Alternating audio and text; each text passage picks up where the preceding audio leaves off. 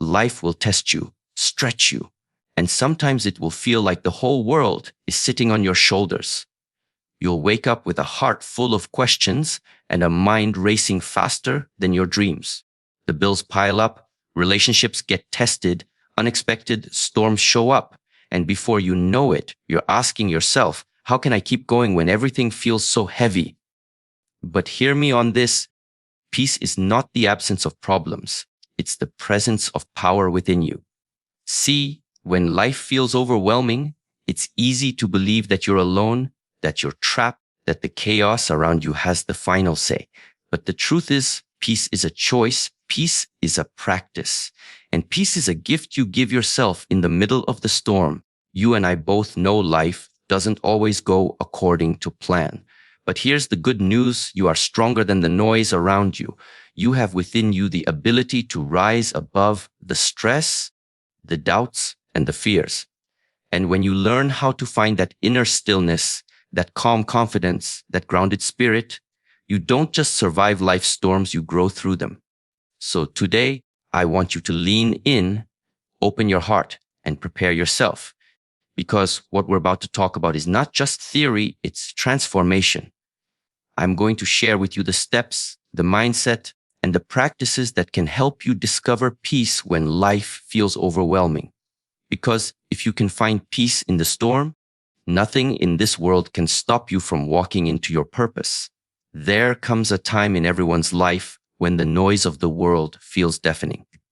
The stress of responsibilities, the uncertainty of tomorrow, the weight of past mistakes, and the anxiety of what could go wrong all come together in one moment, and it feels like you are drowning in your own thoughts. You wake up in the morning, and before your feet even hit the floor, your mind is racing. Thoughts of fear, doubt, and overwhelm flood your spirit. And in those moments, it's easy to believe that the chaos has more power than you do. But here's the truth. Chaos is only as powerful as the meaning you give it. What defeats most people is not the storm itself, but the story they tell themselves about the storm. If you want to find peace when life feels overwhelming, you must first learn to shift your mindset. Peace does not begin outside of you. It begins in the way you choose to think, the way you interpret what happens, the meaning you attach to your experiences. Most people live as victims of their thoughts. They allow the chatter in their minds to dictate how they feel, how they act, how they see the world. But what separates those who crumble under pressure from those who rise with grace is not that one has fewer problems than the other. It's that one has learned to manage their mindset while the other has become a prisoner to it. Think about it. Two people can face the exact same situation and come out with two completely different experiences. One person will say, this is the end of me. I can't handle this. I'm done. Another person in the same moment will say, this is hard, but it's teaching me something. This is painful, but it's growing me. This is heavy, but it will not break me. The difference is never the circumstance. The difference is always the mindset. And if you want clarity in the middle of chaos, you must train yourself to choose thoughts that empower you rather than enslave you. You may say, but you don't know what I've been through. And you're right. Nobody else knows the weight of your personal journey. Nobody else has felt the pain you've felt, carried the burdens you've carried, fought the battles you've fought. But here's what I do know. Every human being has a choice in how they respond to life's challenges. You cannot control the storm, but you can control your sail. You cannot always control the noise, but you control the volume of your own inner voice.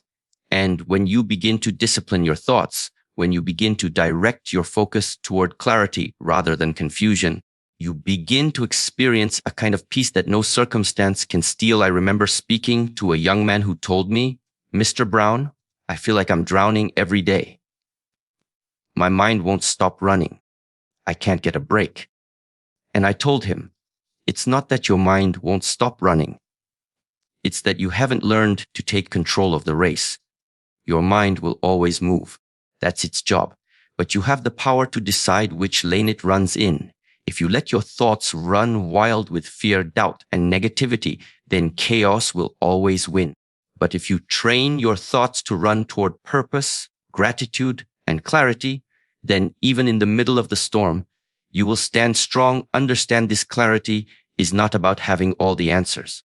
Clarity is about knowing what matters right now. Most people get overwhelmed because they try to solve every problem at once. They try to carry the past, the present, and the future all on their shoulders at the same time. And it crushes them. But peace comes when you realize you don't need to have it all figured out.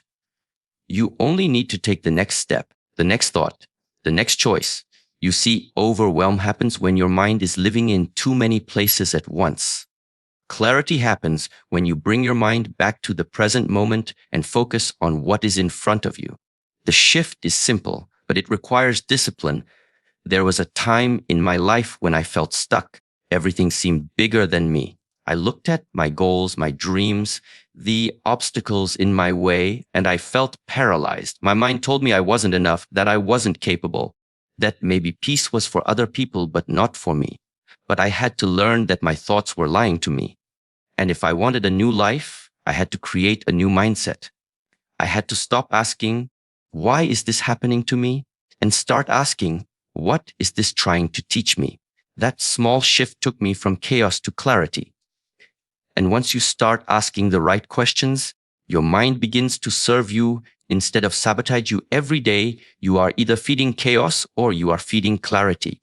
You feed chaos by rehearsing the problem over and over in your head, by focusing on what you can't change, by drowning yourself in comparison to others. You feed clarity by focusing on what you can control, by practicing gratitude, by reminding yourself of your strength, by speaking words of life over yourself. The way you talk to yourself will determine whether you find peace or stay in pieces. Because words create worlds, and the words you speak in your mind are painting the reality you live in every single day. Let me remind you, your mind is a battlefield, and if you don't take charge of it, negativity will. You've got to wake up and declare, today I choose peace. Today I choose clarity. Today I choose to see possibilities instead of problems. And when those overwhelming thoughts try to creep back in, and they will, you don't have to entertain them. You don't have to accept every thought that knocks on the door of your mind. Some thoughts need to be rejected. Some thoughts need to be replaced. Some thoughts need to be reprogrammed. And that is your job. That is how you reclaim your peace. The moment you shift your mindset, your perspective changes. The storm may still be there, but now you see it differently. What once looked like the end now looks like an opportunity to grow. What once felt unbearable now feels like a challenge you can handle. And that shift in perspective is what creates clarity. Because clarity is not about changing the storm. It's about changing the way you see the storm. When you see it differently, you handle it differently. When you handle it differently, you feel differently. And when you feel differently, peace becomes possible. Even in the midst of chaos, peace is not something you stumble upon by accident. Peace is not something that just happens when the world finally decides to be quiet. Peace is a discipline. It is a practice. It is something you build one choice at a time, one thought at a time, one habit at a time. Too many people are waiting for peace to show up in their lives as if it's a guest that will knock on the door and walk in when things finally settle down. But the truth is, life will never fully settle down.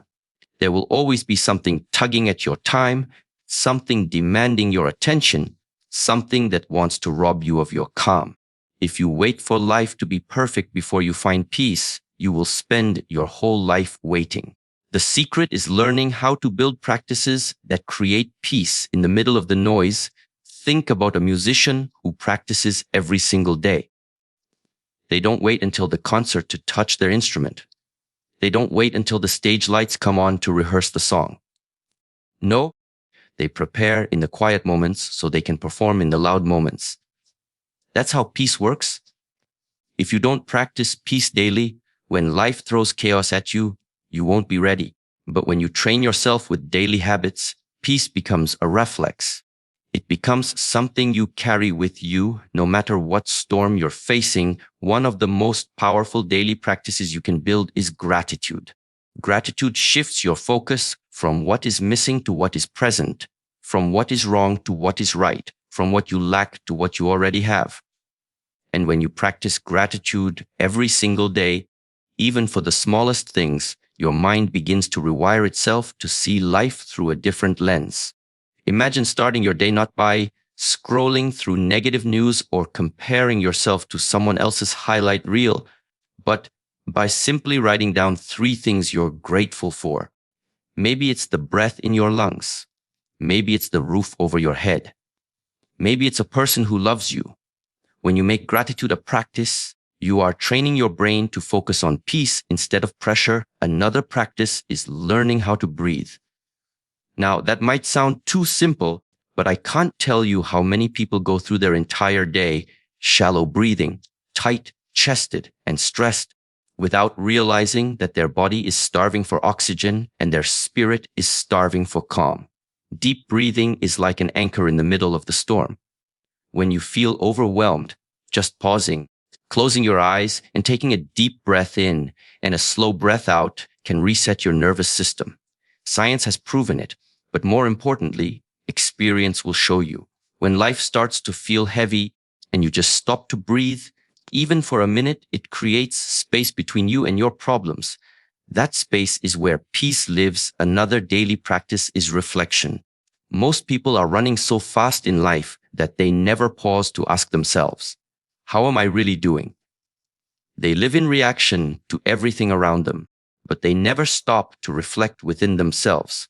Taking just 10 minutes a day to journal your thoughts, to write down your feelings, to reflect on your experiences, helps you release what's been building up inside. If you don't release your thoughts in a healthy way, they pile up and create chaos in your mind. Reflection is like clearing out the clutter. It's making room for peace.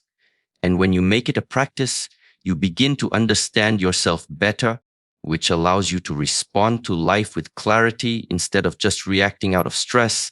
Then there's the practice of letting go. Now, this one is not easy because most of us are carrying things we should have released a long time ago. We carry grudges, regrets, failures, disappointments, and we hold on to them as if carrying them will somehow fix them. But carrying them only weighs you down. Peace cannot live in a heart that is crowded with resentment. Every day you have to ask yourself, what do I need to let go of today? Maybe it's the anger towards someone who wronged you. Maybe it's the regret of a mistake you made years ago. Maybe it's the fear of what might happen tomorrow. Whatever it is, releasing it is not weakness. It is strength. Letting go does not mean forgetting. It means choosing not to let the past control your present. And that choice, practiced daily, creates peace. There's also the practice of guarding your environment. Because peace is not just about what happens inside you. It's also about what you allow around you. If you surround yourself with constant negativity, toxic people, and destructive influences, you will always be fighting for peace. But if you are intentional about creating an environment that supports your calm, whether it's the music you listen to, the voices you let speak into your life, or the spaces you spend time in, you are building a foundation where peace can grow. Some people may need to limit their time on social media. Others may need to step away from draining relationships. Others may need to create a sacred space in their home where they can go to recharge. These are not luxuries. They are necessities if you want daily peace. And don't overlook the power of movement. Your body and your mind are connected. When your body is stiff, heavy, and tired, your mind feels the same. But when you move, whether it's walking, stretching, exercising, or dancing, you release energy that clears your head and lightens your spirit. Daily movement is not just for physical health, it's for mental peace. When you make your body active, your mind becomes more focused and clarity becomes possible. What's important to understand is that peace is built through consistency, not intensity. You don't need to spend 3 hours meditating every morning to find calm. You don't need to take a week-long retreat every month. What you need is small, consistent practices that you commit to every day. A few minutes of gratitude, a few deep breaths, a few pages of reflection, a moment of letting go, a walk outside, a choice to guard your environment. Each of these practices, stacked together day after day, builds a life where peace is not just a dream, but a reality. There's a reason they call it a practice. Because you won't always get it perfect. There will be days when you forget, days when your emotions overwhelm you, days when you slip back into chaos. But just like a musician who misses a note in practice doesn't quit playing, you must keep practicing. Over time, those small practices compound. They rewire your mind. They reshape your spirit. They remind you that peace is not out of reach. Peace is something you build one day at a time. Imagine for a moment that your life is like a garden. If you don't tend to it daily, weeds will grow. The weeds are stress, negativity, anger, fear, doubt. If you don't pull them out, they will take over. But if you water the garden daily with gratitude, with reflection, with letting go, with breathing, with movement, with intentional choices, you begin to see beauty where there was once only clutter. The garden becomes a place of peace, not because life stopped bringing weeds, but because you practiced removing them and nurturing what brings growth. So when life feels overwhelming, don't wait for peace to show up on its own. Don't wait for the storm to pass before you calm your spirit. Build peace daily. Practice it like your life depends on it, because in many ways it does. And the more you practice, the more natural it becomes. Until one day you wake up and realize that peace is no longer something you chase, it's something you carry